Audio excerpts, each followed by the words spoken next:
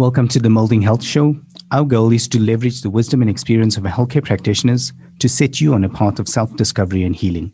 These insights, coupled with a multidisciplinary approach to each area of interest, should provide an invaluable resource to everyone looking for a better approach to health. In this episode of the show, we speak to Mbali Pearl Tlhapi about the importance of cultural food for our good health from a dietitian perspective.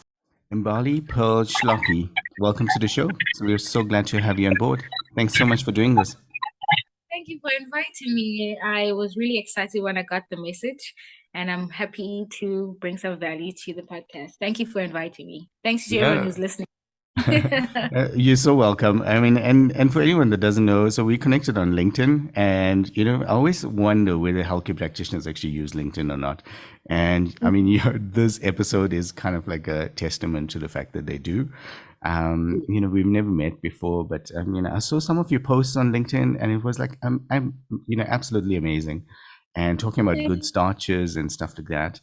But today we're talking about cultural foods in South Africa. I think we kind of like went back and forth with the topic, but I love this one. Is there any reason you decided to pick this one? Usually it's because of my patients. A lot of the times I see patients coming in. So I'm a dietitian, so I work with food a lot of the time. And then when you start hearing stories from people telling me, no, this person told me I must stop eating this. No, my doctor said I must stop eating this. No, the nurse said. Then all of a sudden you're like, but why are people telling all this information? And it's usually all our cultural foods. People are told to stop eating certain foods because your sugars go too high or your BP goes too high. And I'm like, how is that related? So I'm like, what everyone's been told outside there is that our cultural food is not healthy. And I'm like, no. I had to take a stand for it. Then I'm like, I started having that passion. Like, you can't take away someone's culture and saying that it's not healthy. That someone identifies with that. You can't take it away and say, no, eat this because it's healthier. Then you start putting a negative connotation to someone's culture through their food. And then someone now thinks that their culture, there's something wrong with their culture, which is something I'm not for at all. I love that. Hey, I mean, we spoke to someone recently, and they said, food plays such an important role for us, as people, And what's interesting about that is that, as you said, I mean, if you take away food, then you actually, and I didn't put this into play, when the practitioner said that, food playing such an important role for people, is that culture is so closely tied to food. And, like if you take away the food, as you said, now you're taking away the culture, that is pretty significant. And I think on a social aspect as well. Yes, because it's your identity. I identify with a certain way that I was brought up. So with cultural events and everything, it's surrounded by food. Any cultural thing that happens is always surrounded by food. How we give each other gifts, it's usually associated with food. So food is it brings people together. So once you start saying that how I come to you or how I associate with you or how I socialize with you is wrong, then you start saying then whatever I believe in is also wrong. So I can't go to certain cultural events because they serve food that's not healthy for me. So I can't eat that or I can't eat that. So you look down on what your culture is and that it's not a good thing for people to have. We identify with so many things, but at least don't take away some parts of me that I grew up with. It's your heritage. And we need to start with the heritage to our kids as well, because our kids are going to be like, what is this? I've never even seen this before. So way of passing down history as well. And food has always been the biggest way of passing down culture. I love that. Hey, I mean, like, it actually, in a way, I mean, like right now, I mean, like, I'm actually getting goosebumps because I remember a story, and it's so difficult, like, not to speak about social aspects around this, right? But, that whole loss of culture at the moment, and, like our children, I mean, we spoke about our kids just before the show, and, like our children in many ways are losing that, it's almost like this, this. And for me, the whole culture part, irrespective of what it is, it gives you that richness. And I think when when you eat someone else's food, it's almost like the highest level of like accepting their culture. And I remember watching this program, and it's called like the traveling person. I can't remember the name, but he goes to some place in South America, and the lady actually starts like crying because he was eating their food, like, and I can't remember what it was, but it was like something obscure, right? And she started crying, and she was like, everyone comes from overseas, and they tell us how bad our food is and stuff like that, but you came into our homes and you ate our food. And I still remember that. So when you're saying that, that's kind of what I resonate with. It's like, it makes a lot of sense. Yes. So even when the culture of health is also shifting, we need to start being more conscious of the advice we're giving. Because with health, a lot of what we eat is also now becoming what's hurting us at the same time. Okay. So I'm also in the business of keeping people healthy, and I understand the whole aspect of how food plays a role in keeping healthy. But once we need to start thinking about how we tell people advice about our health that is associated with our culture. So, because of what we do as a dietitian, I am there to give information of how you can still keep your cultural beliefs and your systems and your eating patterns, but in a way that's more healthier for you. So it's for us to be out there to anybody in different cultures that how do I help you maintain your cultural foods, but also keep you healthy at the same time? Yeah, I mean, that makes so much sense. And I think, we went straight into, the almost like the higher grade questions, around cultural food and culture. But if we just take a step back, because I love, like, dietitians from the perspective of what they should be doing in society. And I think it's kind of, we work with many healthcare practitioners, as a business right now. Um, but I think the one, like the one profession that is probably, it's probably underrated, and I'll keep on asking that, for with many of the professions we work with, because it's like with everything, like, it should be easy enough to speak until you can't, right? And like, they don't give Yes. you a manual on like how you should live healthy, like when you're growing up, even our parents maybe, and Yes. you just kind of have to figure this thing out. And then you have these magical people called dietitians, and they should be helping us this. But there's nothing in school. I mean, they tell you the normal rudimentary stuff, like, you need to have your vegetables and your fruit and you have to drink water. But I don't think anyone explains, like, how does that tie into good health? And I think that's kind of where I want to go now. It's like, firstly, in Bali, I'm like, what is good health? Good health. Good health for us as well, it's continuously changing. So we are very science-based. So dietitians are science-based. We use scientific knowledge to help people. But when it comes to good health, we're starting to see that it's not just one thing. Health is not just you exercising. Health is not just you eating well. Health is from your soul, your mind, and your body. We are seeing that good health, that how mental health now in the new space, how mental health will affect so much of your life. So when I'm talking about food and the doctor's talking about medication, someone needs to help you with your mental health as well. How are you feeling about the conditions that you're having? How are you feeling about your body? How do you react with the world? How do you see people yourself in the world? All these things are starting to impact how you will eat, how you will exercise, how will you engage with your food and your well-being. So now good health is literally just being healthy in your mind, healthy in your body, and healthy in your soul.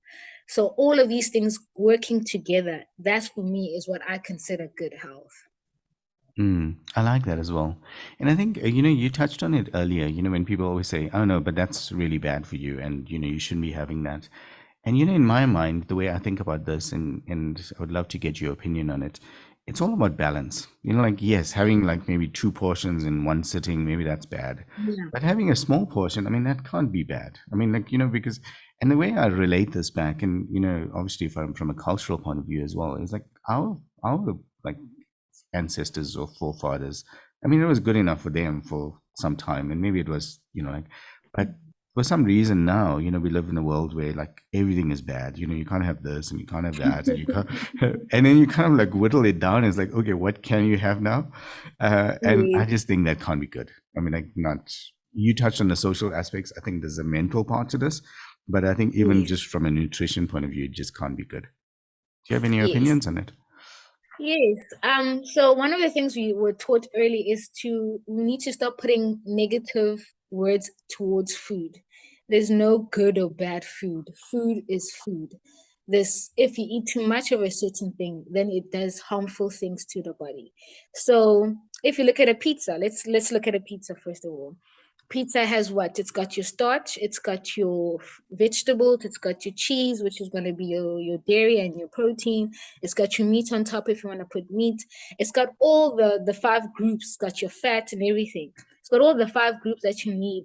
But the way you cook it and everything, and if you eat it too much, if you have one slice, the one slice of pizza will not make you sick. It's the amount of pizza you're going to be having. You can't finish the whole box. So that's what we're moving away from. Like, food is good, food is amazing, food must be enjoyed, food must, but it's how much you're having of that food and how is that food prepared. That's when all these things start affecting you negatively. Having too much saturated fat, having too much of alcohol, smoking, all these things, once you do it in excess, these things start being unhealthy to your body. So once we do that, where we can put the things that you like, but if you can get it in the right portions, if you can get it in the right cooking methods, then you can have as much food that you like, that you enjoy. You can have your burgers, you can have your pizzas, you can have your biryani, you can have your madumbes. All of these can be enjoyed, but it's always how much of it can you enjoy and how did you make that food in the first place. I love that. I love that you mentioned Madumbis as well, because like lots of people don't really. I think if you come from Natal or something, and definitely in our culture, it was like a big Yeah, thing. I mean, like we had Madumbis at least once a week, and always. and I remember I was doing this consulting project, and there was this person, and she was in the kitchen, and she was busy telling someone else, but like she found this thing, and it's like potatoes, and it's like, and she was describing it. I was like, oh, okay, cool, that's actually interesting. But yeah, we grew up on that stuff. Um, Yeah. I grew up on so many of these starches. Like, but now it's like, oh no, that's like traditional food or rural food. Even the connotation of rural food, and you're just like, how can a maduma be rural food when it's so healthy? Like, it's so high in fiber, it's so high in nutrients inside of it. Like, we need to get the connotation that the food that we used to eat is rural, or it's something that's not the modern day food. Like, I have a friend though, she's a chef in Cape Town, and she's got a restaurant. She was just nominated for the top 500 restaurant in Spain, I think, or something like that. wow. And she's a chef there who specializes in taking traditional Zulu dishes and making them gourmet. So all of the samp and all of ischingi, all of these traditional foods that we have, she's making it into gourmet meals, and she's taking it around the world to show people that our cultural food can be amazing, can be cuisine. Mm, Like, imagine your food that you thought was rural food now is being eaten by a famous chef in Spain right now. So mm, it opened up a whole world of how all of these things that we think are, oh no, it's just, I used to eat that and I don't eat that anymore. It's now coming back to us. Like, no, we can make, because technology is moving in different ways with air fryers and everything. Now I can maybe take a madumbe and make something beautiful out in the air fryer. I haven't tried yet, but maybe I can do something amazing with a madumbe in an air fryer. yeah. So we need to be moving into that space. Like, how can I take what I love and make it into something amazing? Can I put sweet potato in my smoothies now? Like, all of these things that we think are old school or not for us actually can be are very healthy and can be added into so many of our meals now. Mm. No, I love that, and actually, those are the stories. Again, I was kind of talking about why we do this show just before Mm. we started, and I said like one of the reasons is lots of people can't put these things together, like cultural foods, dietitian. Like how does that kind of tie in? And I think if we can just get the conversation going and just get the awareness, then they can go down deeper and say, oh, okay, cool, that makes a lot of sense, and I actually want to go down that route. But when I was preparing for the show, what was interesting was how many people are actually searching, for cultural foods in South Africa. So it's obviously a thing, or, People are interested to yeah, know. or Xhosa cultural food, or, Zulu cultural food. And I Mm. thought that is pretty interesting. I would have never guessed that until we started talking. Um, On those points, I mean, do you find that those are different um, in terms of, you mentioned Zulu cultural food just now? Yes. Yes. I worked in the Eastern Cape for like 3 years. So for me, like a lot of people always associate Zulu and Xhosa, like we are so close by language, we're very close. So also for me, my thinking was even food wise, probably we are so close. And then you realize how different the cultures are by, if I'm saying, I realize by the way we cook liver, it's so different from how the Xhosa culture cooks liver.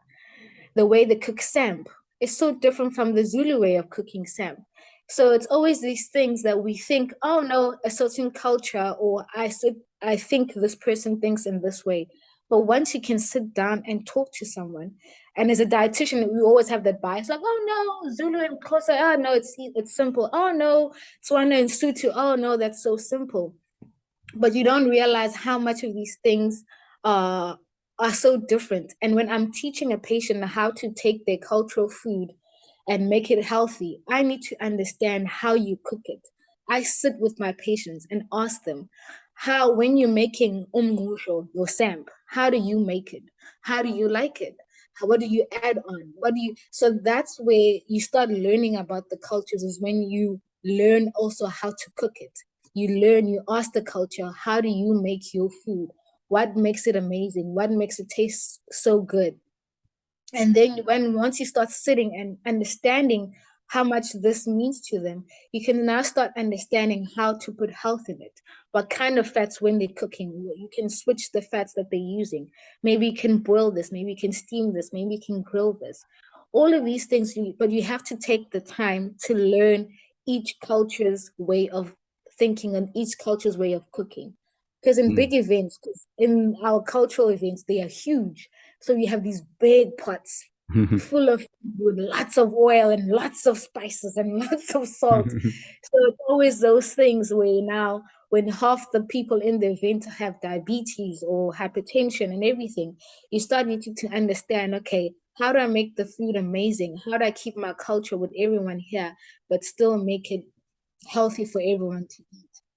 And that's Yeah. the beauty of learning someone's culture. You sit with them in the kitchen, you watch them, you understand how this is part of who they are. So once you start taking away certain things away from them, you start seeing that you're actually making them lose parts of themselves because they're so used to this makes them happy. This brings them joy. My husband will be like, I love pap. So I must now, even though for me, pap, I don't like pap, not because it's not healthy or anything. I just don't like the texture of pap. It never set well with me. But if he likes it, I learned from his mom. How do you like your pap? How does he want it? How does he? So you learn from each other, because I'm Zulu married into a Tswana family. The Okay. whole cultural change also had to come in. Like, what do they were teaching me what they ate. Every time I go up, they teach me, they show me, so I can pass it down to my kids. So you don't want, because now with the mixing of cultures, Zulus are married to Indians, Mm. Afrikaners are marrying colored. Everyone is mixing cultures, and it's such a good way to learn about how different and how well we make our food. And now new cultures can come up of mixing my Zulu culture with my Tswana culture, and our kids are gonna have this amazing, robust knowledge of how these different cultures are making their food. Mm.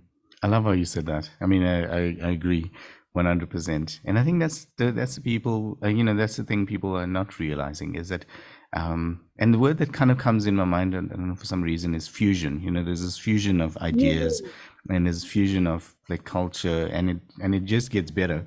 I mean, yeah. like for us, for instance, oxtail was never a thing. Like growing up, I mean, we never had it. I mean, obviously, beef was Are you never. serious? Yeah, yeah, no, it was never part of our landscape, and it's only like past, probably in the last 5 years or so, we started Yeah, making oxtail, and like our little girl loves it. Like, it just takes a long time to cook and stuff like that, but like yeah. it's something that's in our landscape, and I would have never, growing up, we never had that. Um, Yes. yeah, and I like how you said, and I would love to get your thoughts because you mentioned the Zulu culture and the Xhosa culture, And like with us, like my grand lived until she was 90, and obviously the food that she ate. And when I say food, I mean, like, because it was from a poor culture or poor community, we always ate the offals, like almost like, Yeah. because you couldn't buy the mainstream stuff. And Yeah. because it was a lot more expensive. And that's what she lived on. And she lived till she was 90, with hardly any hospital visits, all of those kind of Yeah. things. So there's obviously, and I think what I love what you're saying is like almost unpacking all of the goodness of that and saying, okay, how do we do more of that? And I think that's Yes. amazing, if we could get that Yeah. right. Yes, because it's like you were there yesterday. I was having a conversation with a patient. He just got diagnosed with diabetes. So he's asking, how is it possible that he's 65, but his parents never got sick? He's like, they're in their 90s. He's like, I know a 90-year-old who does not have hypertension, he does not have diabetes, but here I am at 65 in hospital because I have diabetes, and you're telling me it's the way I eat. He's like, what am I doing wrong? How did we get it wrong? And it's always been the question that a lot of my patients ask is like, why so young I'm getting sick, but our parents were not getting sick at all. And it's the biggest thing is that even when you say they come from a rural, it was because they used to plant more. So now that you've seen the movement, right? I think about the plant-based and everything. Hmm. Back in the day, that's what people used to do. My grand had a huge garden, a huge, huge garden. She used to plant mealies, she used to plant beans, anything, all the vegetables. We had to have an avocado tree, we had a lemon tree, we had mango trees, like everything that they ate was from their own garden. So what happens when you start eating a lot of those foods is that all those nutrients, all those minerals, they do something in the body. They have antioxidants. They have cancer preventing nutrients. They have weight reducing or blood sugar reducing nutrients inside of them. So they were healthier for a very long time because they survived on very limited processed foods. And then you see our generation where I can get food in 5 minutes. I can put it in the microwave and I'm eating. I can go to a store right now and I wait 10 minutes or 20 minutes and there's food covered in oil. There's I don't want to mention company names, but Please don't. fatty foods, yes. Fatty foods, your pizzas, your burgers, your all of these things are highly processed foods that happen in what 5 minutes or over 10 minutes. And then compared to our grandparents or our forefathers who just lived off the land, they lived off plant-based foods, and meat was once in a while or when they could afford it. Those kind of things are now coming back, showing us that those people were eating very healthy, even though we think it was from a rural setting or from a poverty sort of thing. But we're seeing now that eating in that sort of direction was what was keeping them healthy. They were stronger, they were healthier, they had less frequent visits to the hospital. All of these things are coming in now because now we're even seeing 30-year-olds with diabetes. So it's really the way we're eating is really affected or fast forwarding health issues at a much younger age. Okay, that makes sense. Yeah, Mm. and the sad part is, I mean, we don't realize it's happening. It's almost like it's just Mm. naturally happening. I mean, as obviously we're talking from a dietitian perspective, so we're talking about good health and nutrition and stuff like that. But you can't help but think also, from a physical exercise perspective, Mm. like the fact that they planted and they had these big farms mean that they had to work the farms, which meant that they got their Mm. exercise without going to the gym, for Yeah. half an hour or an hour. It's almost like this Yeah. artificial part that we try to, strap onto life at the moment. And for them, it was just, part of how they just lived, which is interesting. It gives us a lot to think about, I think. Mm. Because my grandmother used to love going to the garden. For her, it was relaxing. It wasn't work for her. For her, she wanted to be in her garden. She wanted to do plow. She wanted to do all of these things because it was relaxing for her. For us now, it's like I have to go to gym. It's like I'm forced. I have to be healthy. I have to go jog. It's like that mental strain, and like your body is like it should be a natural thing. that's why I always say when it comes to the exercise, like even cleaning, some people like to clean. And I'm like, if that's your form of exercise, that's your form of exercise. But we need to make it into a lifestyle. It Hmm. should be a lifestyle. The things that we do, taking a walk, you think, no, I'm just taking a walk, but it's also when you invite your kids, it's family time. Now let's all walk as a family. Let's take a walk down. Let's go down to the beach. Let's spend some time. You thinking all of these things are just small things, but they have a greater impact on the kids around us as well. That walking was fun. I remember walking with my dad. We used to, but he's not realizing that this is not just walking, it's also a form of exercise, but we incorporated with the bonding with our kids. So much as food as well. Like I'm in the kitchen when you invite your kids over. For us, sensory play for kids, they need to be taught like small 3-year-olds, 5-year-olds to how to clean, how to dress themselves. We can invite them in the kitchen as well so they can see food, they can see and touch the food. It helps them with their development as well. So, all of these things, we mustn't think as if it's an exercise or it's an out of body experience, like I am forced to do these things.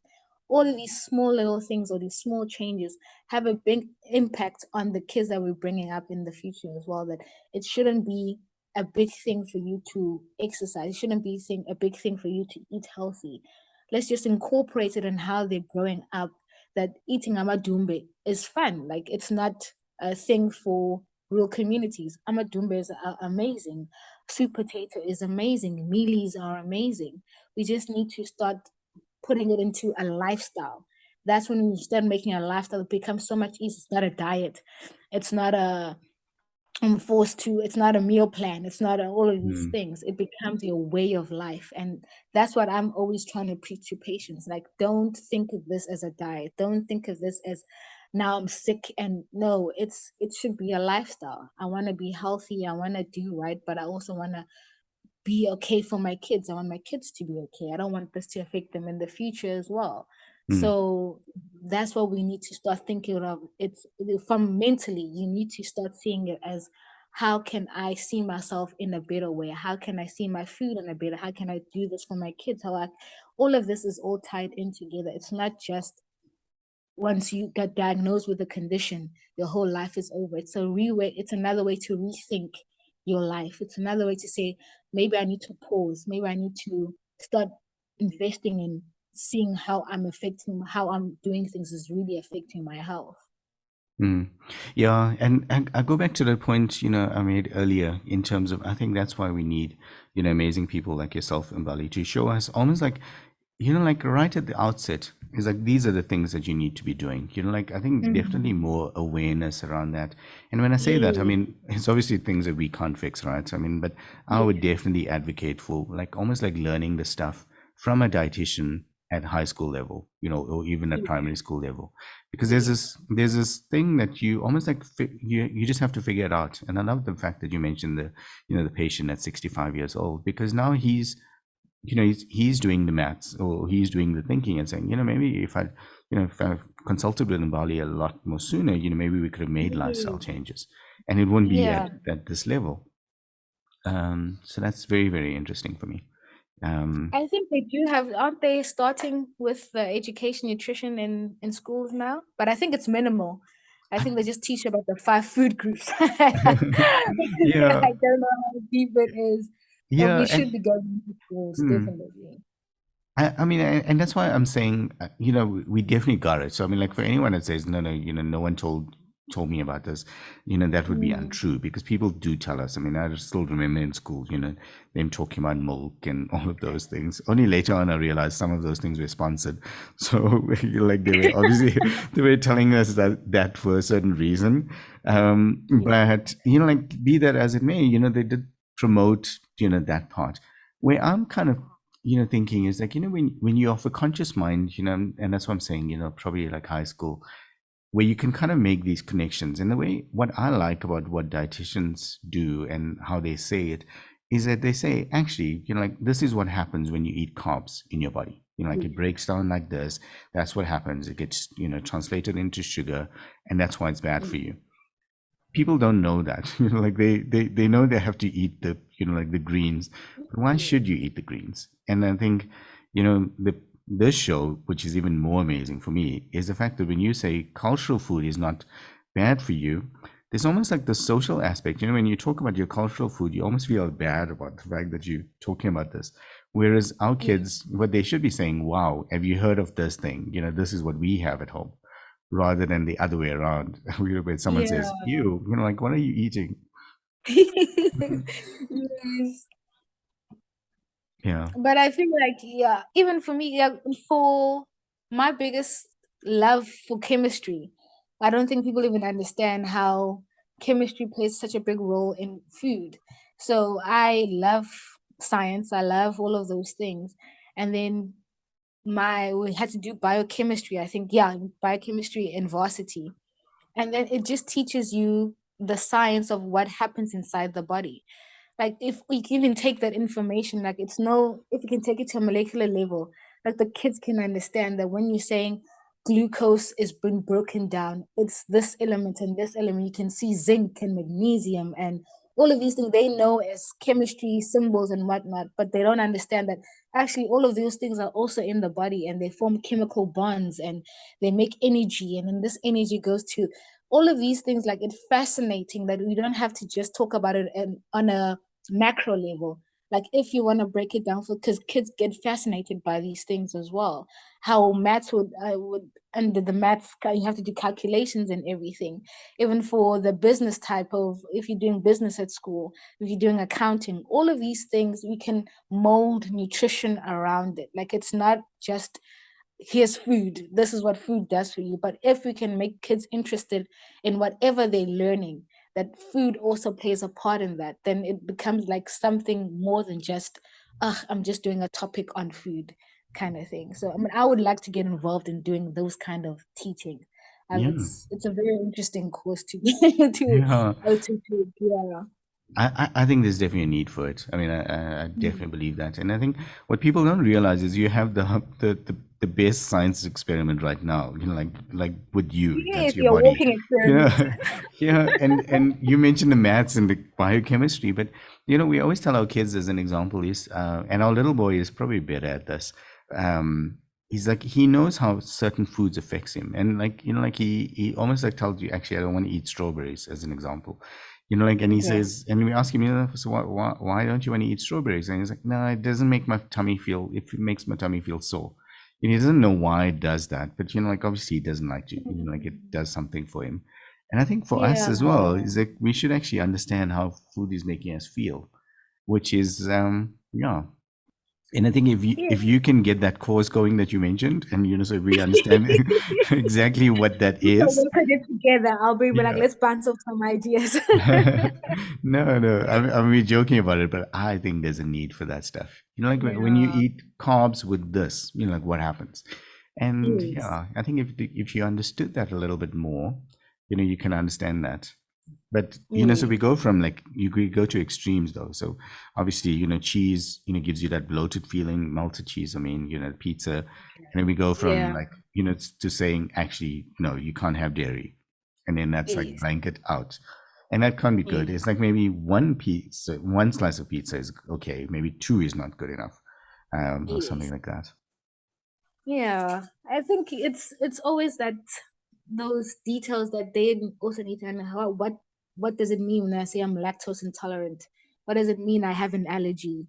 All of these things are very good ways to teach and to inform, like something is happening in the body every time I consume something. So it's not just food going to my stomach. There's a lot of things happening in between. And then also the feelings, that's how you can also deal with what's this eating disorders as well. Like if certain foods make you happy or comfort eating and all of those things, you can also start delving into the mental health of eating. So it's a big space. It's a very big space of exploring and knowing that there's so much connotations. Everything is so related to food that we don't realize how much of it it's part of our lives. So I that's why I think dietetics is a very interesting course. It's Hmm. very evolved and it's evolving now as well with whatever the sciences that is coming up. Yeah. We had another dietitian on. Her name was Annalien Hubert, and I think we were talking about, the diabetes, and she broke it down nicely for us as well. Because I asked her the question. I was like a big fan of the whole bulletproof diet and stuff like that, and when she broke down like how the different foods affects your body, and I thought, that's actually really interesting. And I think if you know that, then you understand why maybe you shouldn't be going on certain diets, or Yes. like, because that's like bad for your body. And like, if you do it once or twice, okay. But if you're doing Okay. it in a sustained fashion, you are doing some damage, and hopefully it's recoverable. Um, Yeah. yeah. And there's many conditions out there. I think people are just because a lot of the times it's always the starches who are getting the big rap, but there's a lot of different foods, even with the gluten-free, everything. Like people don't understand that gluten-free foods are for people with conditions. There's people who can't tolerate gluten. It's not a weight loss or a health thing. There's literally people out there who can't eat gluten because they land in hospital. It makes them sick. It's an autoimmune disease. So all of these things is just for people to understand that um, certain things are not for everyone. And then even if that's why we need to tailor make some things. Like some would say, oh no, a diabetic diet, you need to stop this and this and this and this. But it's like, no, some people can tolerate a certain amount, even with lactose intolerant. You don't have to cut out meat completely. There's a certain amount of milk or cheese or yogurt you can have so that you won't have an upset stomach. So all of these things we can teach people. So there's the general knowledge that's out there that everyone you can, it's like the general form. But if once you want a specific thing for your condition, it's always good to go to a dietitian so they can work out for you how you eat for your condition, or if you want to be healthy in a certain way, we'll help you incorporate all of that, and so you have something that you can live with. Mm, okay, I love that. There was actually one of the points I wanted to cover, and I think while you're on that point, I mean, just tell me if there's anything else we'd be missing. But what role does a dietitian play, in good health? And maybe, maybe the precursor to that is, how would someone actually start or decide that they want to start, looking at using a dietitian in terms of their overall health? For me, I always like the best patients that I ever have is the people who have made changes, who are looking for change.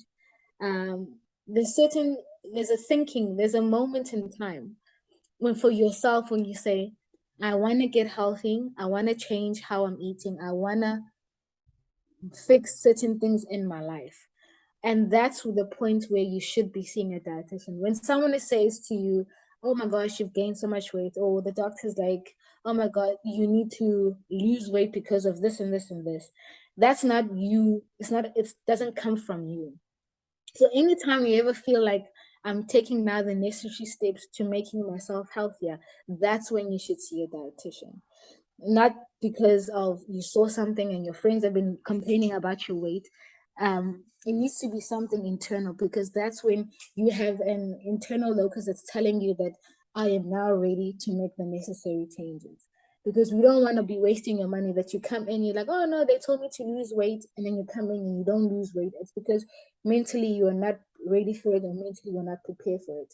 Because once we tell you what to eat and what not to eat, some people go, oh, they tried for 2 weeks and then go home.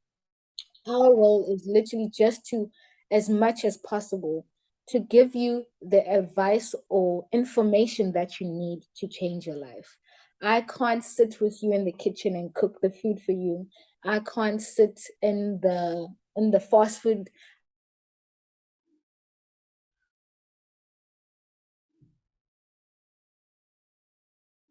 outlet and help you to make better choices.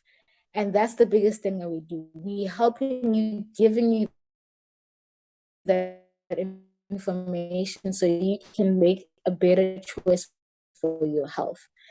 If you want to drink a certain amount, if you want to eat all of these, so once you come out of our office, that you feel good about yourself and you're about to make choices, healthier choices that will impact your life in the future. So good health is literally starts from within you, and then you start looking for help from different professionals who will help you get you to your goal. Mm. Yeah, I mean, I love that, how you said that. I think what we didn't touch on, and it's probably not the scope of this episode anyway, is like the mental aspects of, like food Yeah. and choices and stuff like that. I loved how you said, your grandmother actually loved being in the garden and doing the work, and in many cases that was actually her good space. And I think when we Yes. start putting negative connotations, like, oh, I need to go to gym, I need to do this, I need to eat like this, already from a mental point of view, I can't see that being good. And so what I Yeah. like about what you said now is like it has to be conscious, it has to be something that you want to do and will enjoy doing. And if you don't want to do that, then there's probably going to be, I don't think people would stick to it. It's not going to be sustainable. Is that how It's you find not it too? sustainable. Yes, it's at the point where, because a lot of the patients we see are because are referred from a doctor. So majority of my patients that I see is the doctor said, I just diagnosed you with this condition, go see a dietitian to change your thing. The person has not yet wrapped their head around, what do I have? What is hypertension? What is diabetes? What is cancer? In their heads, they're still mentally not okay. So when you start seeing a person like that, you need to make them understand, first of all, what do you have? What's going on with your body? Why do you want to do this? So always for me, it has to start. I always ask everyone, do you think you are supposed to be here? Do you want to do this? Do you want, because mentally it starts all in the mind. I can't do anything but without thinking about it before. So we need to start moving in that space. If gym is for you, for me, I've seen that I started gym. I haven't gone this winter because I've been busy, but because also it's something I've started realizing that no, I prefer jogging. I love jogging in the morning. It's my relaxing time. It's my time in the morning where I can have to myself, away from work, away from the kids, away from everybody, where I'm just in my thoughts. And I wasn't doing it because I wanted to lose weight or do anything. It's for my mental, it relaxes me. Mm, And so once you start moving into that space, like I'm happy when I jog. It's not I'm forced to jog. It becomes such a more of a pleasant thing. I'm ready. I'm prepared. I miss jogging. I tell my friends, oh, I forgot to jog this morning. I was too busy. And for me, it becomes a lifestyle when you start being like, no, I enjoy waking up and making my food in the morning. I enjoy going out and playing with my kids. I enjoy going to play tennis or play soccer with my friends. All of these things, you start incorporating it and making it to a lifestyle, it becomes so much easier to maintain over the months. It becomes, like I'm saying, a lifestyle. And that's what it should be. mm. Yeah, and also with that, like the amazing thing about doing this show and like having people like yourself on in Bali. I mean, I've learned so much, and as you're saying that, the one word, for instance, is like such a buzzword at the moment. It's like mindfulness, right? And we Yeah. had a we had a psychologist on, and she had, I think it was Kathy Jenks, and she was just saying, because we were trying to understand, okay, so how would mindfulness work? And she just said you have to be in that moment, and that kind of like stuck with me. And I was like, as you were talking about jogging, I'm thinking the same thing. Is that if you did the jogging and you were just in that moment and you enjoyed what you're doing, I think that's your mindfulness tick, done for the day. As For the in you day. got that thing done. And yeah, and I think we just overcomplicate this thing, and we go and say, like, yeah, it's like now time to be mindful. And it doesn't work like that. If you can just make it holistic, I think we're going to be better as people.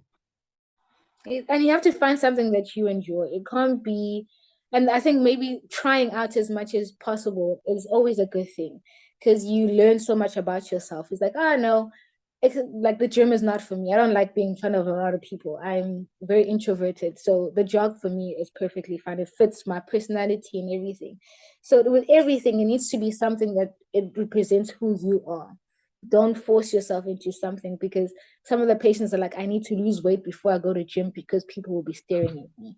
That's one of the biggest things I always hear. And I'm like, but that's the whole point of going to gym. So you want to lose weight, but they exercising outside at home to lose a few more pounds before going into gym so they can exercise in the gym. So I'm like, that's something that you are fighting. It's what's this?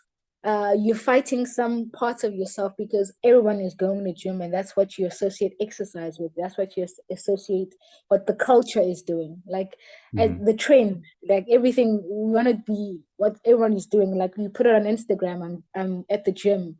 What they're calling paying rent. That's Yeah. the new for going to gym. But it's like if it's not for you, it's not for you, and it's acceptable that you don't like gym, and it's okay. You just find Mm. something that you enjoy, find something that you like, and then put it in and make that your exercise. That is so funny, actually. I've never heard anyone mention it like that, but that actually makes a lot of sense. There's this whole vanity thing about gym, and yeah, and I mean, I'm not knocking anyone that goes to gym and loves it and all of that stuff, but there is this certain like like impression thing, like where people like, oh wow, like look at my kit, and like this is my trainers, and like now I'm going to gym, and it can't be like that. I mean, it has to be that you're doing it for the right reasons. And I mean like like Yeah, physios would tell us, and chiros would tell us how good strength training is for us. But I think as long as you're doing it for the right reason, yeah, and if you enjoy it and you got all of the mental aspects sorted with it, I mean, do it. But I like how you said, pick what it is for you, and know, people are not going to be the same. Pick what it yeah. is. Even if it's gardening, I think it's good. You just have to like It's almost like, good. structure your whatever you're doing, and I think you could get some of your exercises in by doing that. Yeah, yeah. I think the saddest thing I had from my one of my personal trainers who are still at gym, he was like, you don't lose weight in the places that you want to lose weight in. So let's say you are exercising, certain body parts will lose weight faster than other places. That's why even as dietitians, we don't usually like using scales. We measure your waist circumference, your arms, and everything, where people don't see that you're actually losing weight. And that's when you look at the scale, you think, oh no, I've only lost 1 kg in the past 2 weeks, but you can't see the centimeters that you've lost around the other body parts, because the whole thing about weight loss and all of these things is that we're so focused on a certain number or a certain image that maybe you saw on Instagram. I want to look like that person and whatnot. But you don't realize that the work you're doing, the small things that you're changing have such a big impact. But because you are seeing this image or you're looking at the scale and you're thinking, oh no, it's not going as planned. But it's that you need to celebrate all the small things. It doesn't look like how everyone else is going to look like. So even Mm, when it comes to the food and everything, we need to stop trying to have the images. When you take your picture, I must have the camera angle in a certain way to take a picture of my food and everything. But we're always trying to be this photo ready image of on the social networks and everything. But it's like need to start looking at ourselves at how do I want to feel about myself when I'm working out? How do I want to feel when I'm eating? How do I feel when I'm at work? All of these things, the end goal is how you gonna feel about yourself at the end of the day. It should not be associated with an image. It should not be associated with a trend. It should not be associated with any of these things. It should be an internal thing that we should move towards. Um, so yeah, I'm hoping we can move into that space soon where we stop trying to fit in with the trends and everything that's going on. Because if mm. I'm not trending, then I'm not. Yeah, I I'm don't know. hoping. Yeah, I almost think that that's like almost a something we would never be able to reverse the trend on. And I think I Mm, mean, this is just my opinion. And as you were saying that, I'm thinking in my mind, for the person posting that image, is the mindfulness part or the happiness part when they've posted it, like as in they took the picture and they posted mm, it, or is it when they get the likes and they get the comments and they say, people start saying, like, wow, that looks amazing, or whatever that is. And if they don't, yeah, if it goes the other way, how does that affect their mental health then? Because that can't be yeah, good. And so I think, what you said is interesting and true and profound, because it's like, ask the question is why you're doing that. Because if you're just posting for the likes, maybe you're not going to get the likes. yeah. Maybe you're not gonna get the like. Even with you, when people commented on my post, my content on LinkedIn, it's always that thing. I was trying to educate. I didn't know the impact it will have, or it was, maybe I wanted to start a conversation, but look where it led me to. So when it comes to certain things like that, for me, it was, I'm still learning. I'm still learning how to use social media and all of these things to get my messages across. But once people like you, Oliver, come and say, oh my gosh, I saw your content, I liked it, Mm. it does really make me feel good because I'm like, I'm actually putting something out there that people are noticing and it's helping people out there. So yeah, Yeah. for everything out there, it's some things are good, some things are just like it validates that I'm bringing some change to the Yeah. dietitian. No, definitely.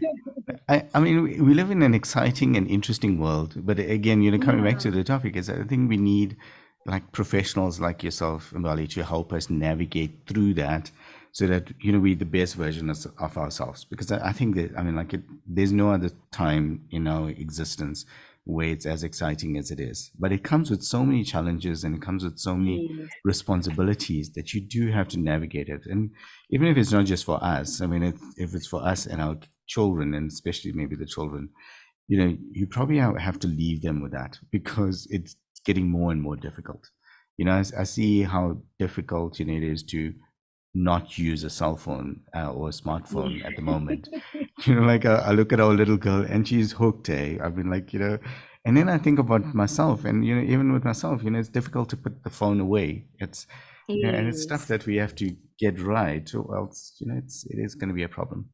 Yeah, If it there's not pros and isn't cons already. to everything. Yeah, the technology is good. We're moving in a space that we need the technology. It's helping a lot. But now the cons of it, we have to deal with all the repercussions of it. That my daughter, she's 3 and she's very addicted to my phone. Like she wants my phone here all the time. And so, but I'm learning that now we can also curb the oldest and we can give good things on the phone and in the internet. So I think it's up to us, the professionals, to keep giving information that's correct.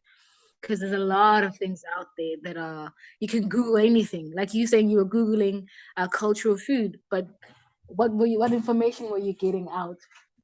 So Mm, it's always that thing of, we need to start, as much as there's technology, we need to keep putting out information that will help the people out there. If you're looking for information, at least get proper information from us. yeah, So we yeah, need to continue as professionals to keep, as much as there's a lot of things coming in, at least know that there's a few of us, or growing few of us who are wanting to share correct information, that people can get the right information and go home and use that information. yeah, 100%.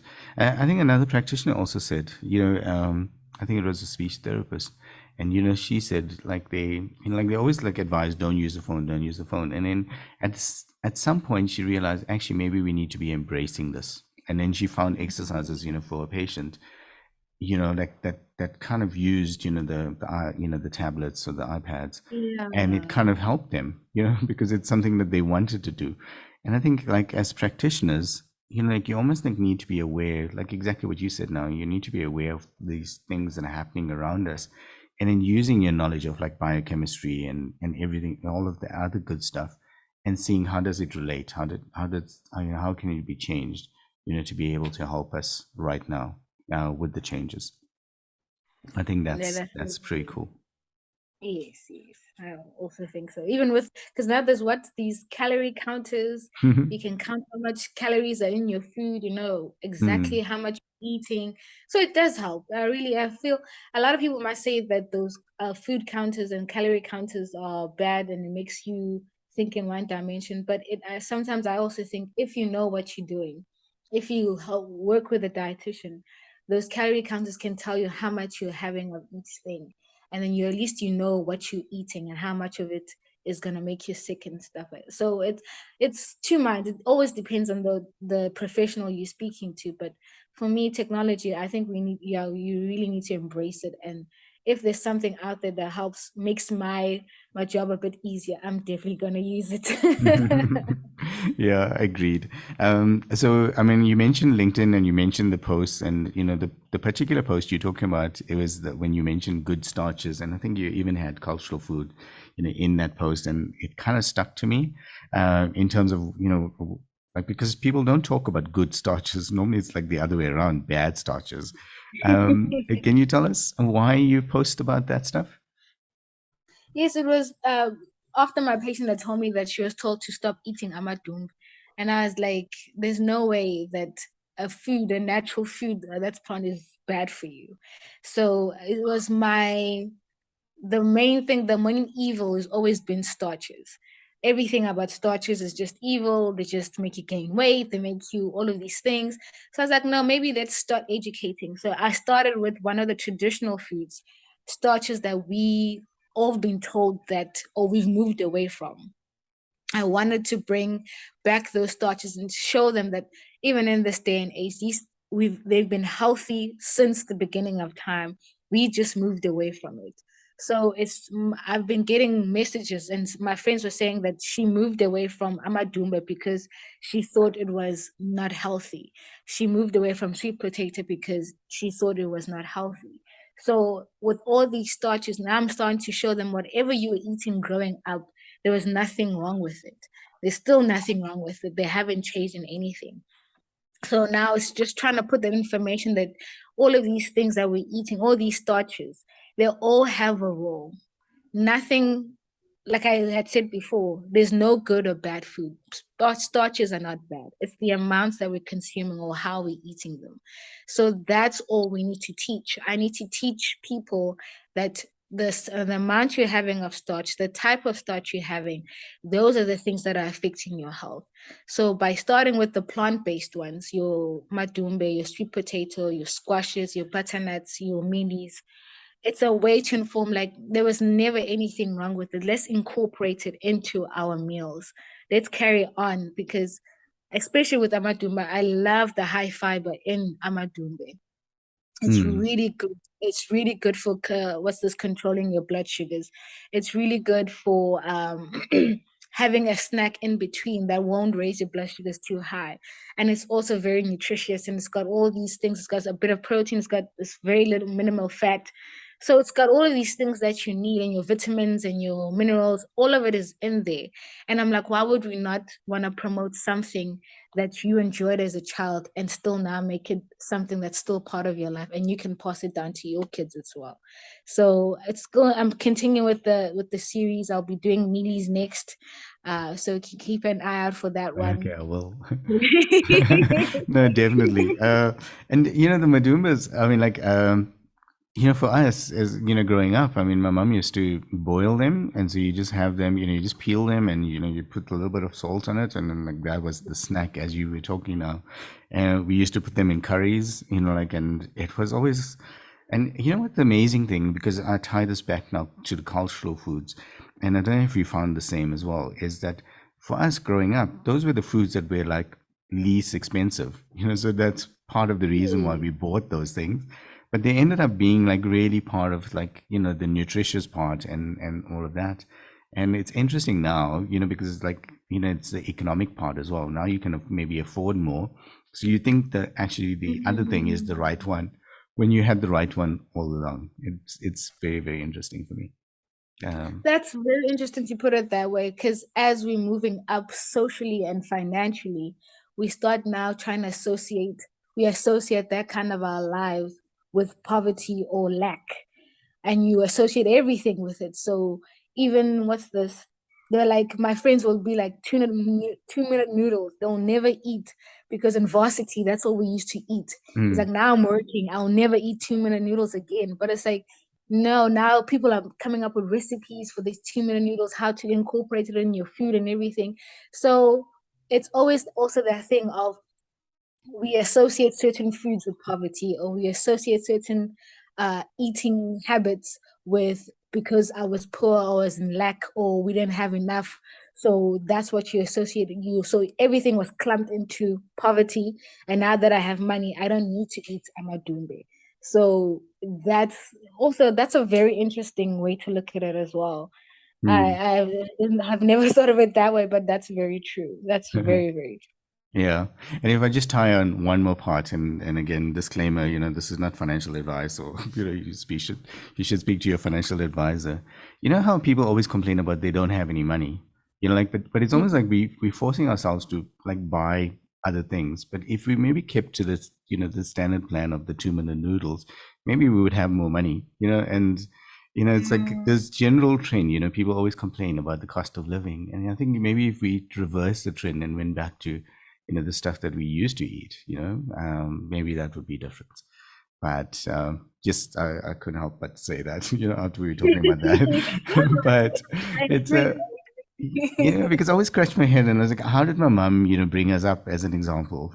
Because now we always complain about how expensive, and I'm not saying it's not more expensive, it obviously is, but how much of that is like our own eating patterns and our own move away from cultural food that has caused Yeah. us to be in this situation? Because now we think, as you said now, it's like below us, to be able to eat like that, because that's how we used to eat. And that's part mental, part, conscious decision kind of things. Um, Yeah. Yeah, I think that's it's like we keep going back to the mental part of it, but it's we seeing how much our how we think about ourselves or how we think how we grew up, it all impacts everything. So yeah. even the simplest thing of eating certain things is associated with how we were brought up or how we associate amadumbe with. How I associate what our cultural food, what is kwamba or ujeqe or idombolo, all of these things, we associate these things with certain ways of living. Or because I remember even when I was in the Eastern Cape, um, I used to what's this try to be more healthy. I was eating what's this couscous. I Mhm. was in the mood of eating couscous. I particularly liked it because it was so much easier to cook. I prefer things that are Agreed. very quick and easy to make. But it means that now once I'm like, no, I miss home, so I'd make putu and fish.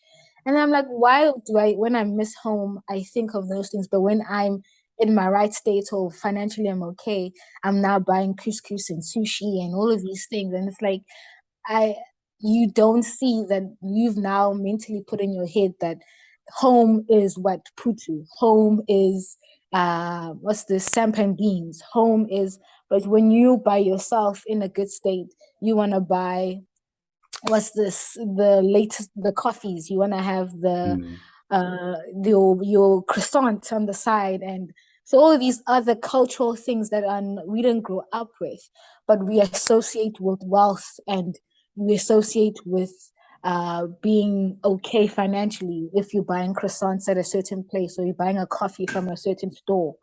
So it's all of these things now that it's also the train things like I need to put that coffee on my wall. I need to put that food or that store onto my page so you can see that I'm that's what I'm eating. That's what I'm Mm. doing with. Yeah. Yeah, I love this. I mean, I love the whole conversation, and I know we have to start wrapping up because, again, like we on over an hour now, and I do want to be mindful of time. But I got two more questions, and I think it's quite important, for the discussion. One No is, problem. why would anyone, if they didn't see the dietitian, what could be the complications? And I know you mentioned the patient with the, that's 65 years old and, with diabetes right now. And I just want to bring this point across, in terms of, the point I made earlier about us seeking out practitioners like yourself and Bali a lot more earlier in life so that they can help guide us, because we don't know. I mean, like, we don't know what we don't know. There's a common saying. And I just want to make that point, quite clear. Why, what could go wrong if we don't, seek out people like yourself? I think for me the biggest thing is learning habits that don't serve you.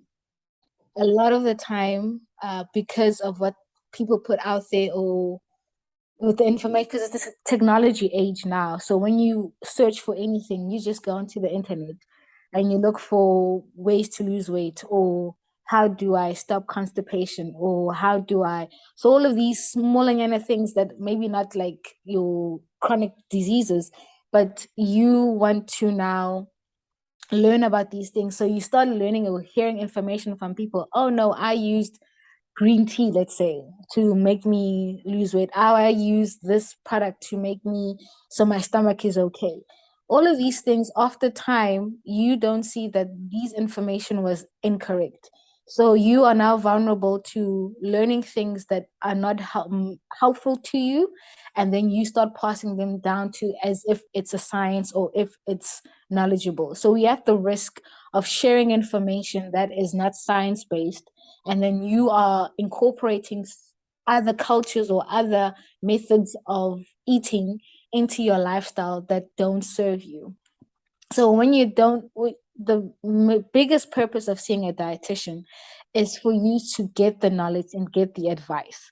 Even if there's no condition or anything that's happening in your life and in your health, then even if that's not happening, seeing a dietitian only gives you the power to make the right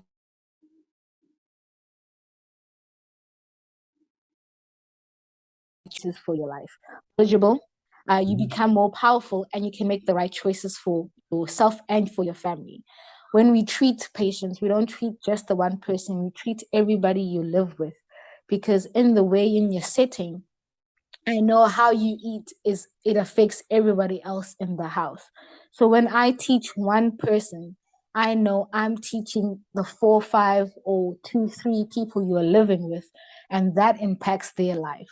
So now I've taught one person. That one person goes home and now is teaching it to the 2, 3 people in that house. Those 2, 3 people go out with that knowledge, and now they're also practicing good health out there. So with one person, you can do so much of sharing information, correct knowledge. So it's a way of also communicating to people around you and saying that, no, this is the correct information. You correct others because you know that you've got someone who's taught you the right things. And even if new things come out, we can be constantly updating and telling you, okay, now the science is telling us, oh no, if you drink this kind of juice, the pomegranate juice is doing this and whatnot. So with the changing times, that with the more information that's coming out, you can also be empowered to make the right choices. I say I'm a mouthful, but that's the biggest thing that I think I can share. That we Yeah. just want to put the right information out there for you and everybody around you. Yeah, I love that. I mean, I like how you said that, and I mean, I think that's the picture I have in my mind as well as to why we need to do, why we need to get it right and speak to people like yourself and Bali, because there's so much of bad information out there, and I think that's the reason we wanted to do the shows, and we wanted to do the shows with healthcare practitioners, not just about the topic, where we have anyone on speaking about it, because I firmly believe that, with healthcare practitioners, with their at least 2 degrees, every healthcare practitioner has that. There's a certain sense of like, credible information coming from it. And if we can Yes. harness that, I think that's going to be good for communities and people and societies. That's that's the reason we're doing it. Oh, that's really And then my last question before we wrap up is there anything around cultural foods and good health and being a dietitian that I should have asked you that I didn't? uh, I'm trying to think. I think we've covered most of the things, um, but mostly it's also just to share. Don't be ashamed of where you grew up. Don't be ashamed of how you eat. Don't be ashamed of how the food you associate eating with your hands. Everything, all of these things are part of who you are. And the biggest thing that you have is you want to share with others. I love because I'm from KZN, so KZN we already know that we're all eating biryani. Black people are eating biryani. White people, we're all eating biryani because it's the sharing of the cultures. It's the integration of all our cultures together to make something amazing. So when you stick to your traditional foods and everything, it's not because it's not associated with your poverty or anything. It's associated with what you believe in and what you enjoy. And it's a way to share. I want to share my culture. If I invite you over to my house and I give you food, I'm inviting you to understand my culture. I'm inviting you to share a part of who I am. So never be ashamed of that because that's who we are. It's how we are. So we want to keep the culture going. We want to keep the traditions going. We want to associate good things with our culture. So never look down on where you come from. Never look down on what you're eating. Never look down. It's not associated with poverty or anything, but it's how much of it is so healthy. How much of the lentils and the legumes are so healthy. All of these things make so much sense if you just know how to make them properly. So that's what we want to teach. Maybe I should work with a chef. Maybe we should be working with chefs. Yeah, How especially now the buddy of do yours. we Yeah. how do Yeah. we take all of those foods and now put them into, if like now the culture is making smoothies, how can I make smoothies with my cultural food? How can, let's make pizza. I saw someone make cheese balls with amadumbe. And I'm like, cheese balls, like they mash them down and put cheese in them. And I'm like, it's all these fascinating ways that now we can use all the things that we love and to incorporate them into all the things that are happening around us that we, it's a good space to be enjoying our food, but also evolving the food as well. It's Mm. now that time that we can also involve with it. I love that. Thanks so much for doing this. I mean, it was absolutely amazing. I mean, Thank I you, never thought we could, Jamie. talk about cultural foods, in so much detail and, from a dietitian perspective, but it was an amazing episode. Thanks again. I can't believe the hour's over, but thank you so much for having me. It was really fun. I really hope I made an impact on someone's lives out there. Hey, everyone. Thanks for listening. As always, stay tuned and we'll speak to you in the next episode.